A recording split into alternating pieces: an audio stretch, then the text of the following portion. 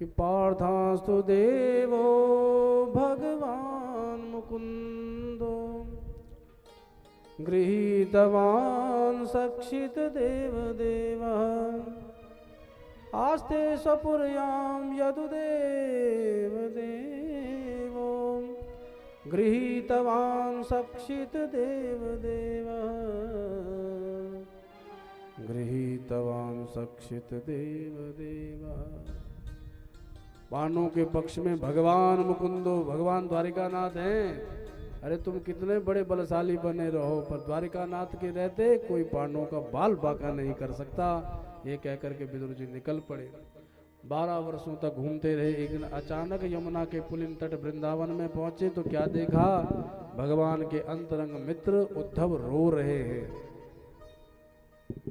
ख्यालों में खो रहे हैं। विदुर जी ने आकर पूछा, क्या हुआ उद्धव, तुम्हारी स्थिति कैसे? तो भगवान के स्वधाम गमन की लीला सुनाई तो विदुर चाचा भी रो पड़े। बोलने लगे, क्या जाते जाते भगवान ने मुझे भी याद किया? उद्धव जी बोले कि किसी को याद नहीं किया, केवल आपको ही याद किया था।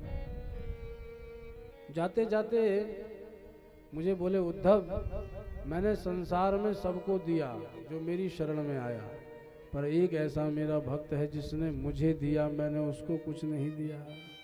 वो है विदुर चाचा जी। उनके उस साग का मैं कोई मूल्य चुका नहीं पाया, उनके वो केले के छिलकों का कोई मूल्य चुका नहीं पाया। अब जा रहा हूँ, विदुर चाचा न जाने कहाँ हैं, पर जब तुमसे मिले तो तुम उन्हें दिव्य ज्ञान प्रदान करना। मैत्रेय जी भी बगल में ही थे, उनसे कहा कि जब विदुर जी आए तो आपकी ड्यूटी है, आप उनको ज्ञान देना। दोनों आपस में भगवान की चर्चा करने लगे। यन्मर्त्यलीलोपैकं सयोग माया बलं दर्शयता गृहीतम् विस्मापनं स्वस्य च सौभगर्दैः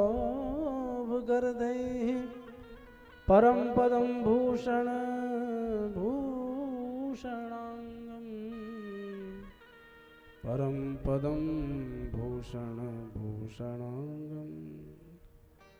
उद्धव जी कहते हैं, चाचा जी एक बात बताएं, जब द्वारिकानाथ द्वारका में सजते थे ना सुबह सुबह, और सज धज करके जैसे दर्पण के आगे खड़े होते थे तो अपने ही रूप को देख करके मोहित हो जाते थे। वाह मैं इतना सुंदर हूं, अपनी प्रशंसा करने लगते थे। तो भगवान की सुंदरता से ही आभूषण चमकते थे, आभूषणों से हमारी सुंदरता चमकती है, पर ठाकुर जी के पास आकर के आभूषण चमकने लगते हैं। तो भगवान भी विस्मापनम, विस्मित हो जाते थे कि मैं इतना सुंदर हूं। तो भगवान की चर्चा कर रहे थे। उद्धव जी चले गए बद्रीनाथ को और विदुर चाचा गए हरिद्वार में। मैत्रेय जी से भेंट हुई और यही प्रश्न किया मैत्रेय महामुनि से, विदुर जी ने, सृष्टि कैसे प्रारंभ हुई।